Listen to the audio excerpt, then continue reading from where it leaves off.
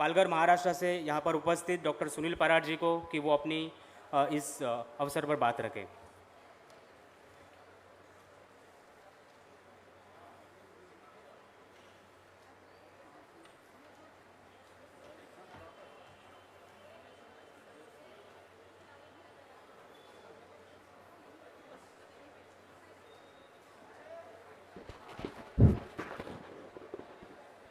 उपस्थित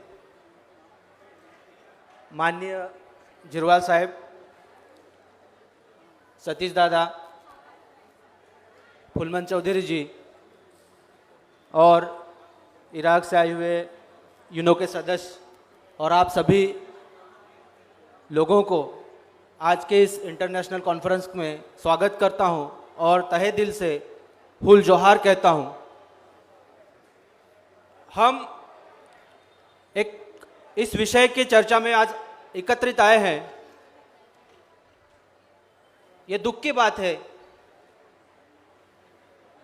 क्योंकि जो यहाँ बहुत सारी बातें बताई गई, 9 अगस्त की बात हुई और हमारे जो अधिकारों की बात हुई, असल में जो 9 अगस्त हमें मिला है वो बड़े ही संघर्ष के बाद मिला है।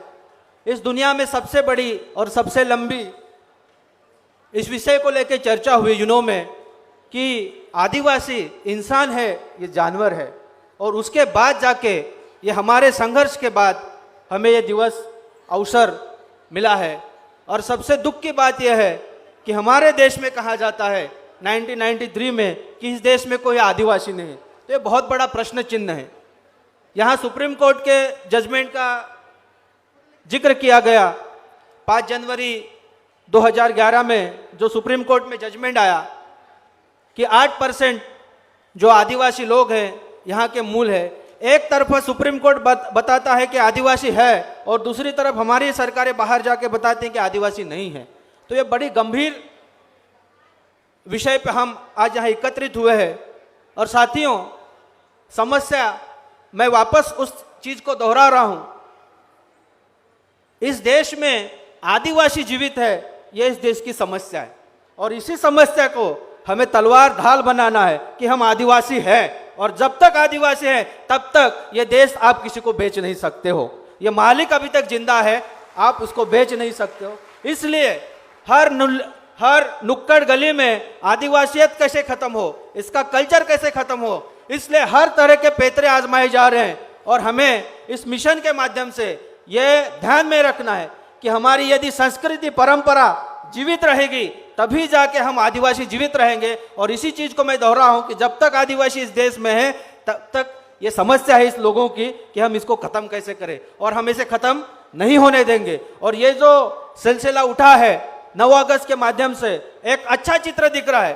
पहले हमारे लोग हमें खुद को आदिवासी कहने से डरते थे, शर्माते थे, लेकिन अब युवा सड़क पर आके बोलता है हाँ हम आदिवासी है। और आपने शुभकामनाएं नहीं दी, कोई जरूरत नहीं, आपने छुट्टी नहीं दी, कोई जरूरत नहीं, हम एकलव्य की वारिस है, आपने नहीं सिखाया फिर भी हम तीर धनुष से चलाना जानते हैं। वैसे हम बिरसा के वारिस है, हम सब चीज जानते हैं क्या करना है। और इसी माध्यम से हम यही सरकार को कहना चाहते हैं।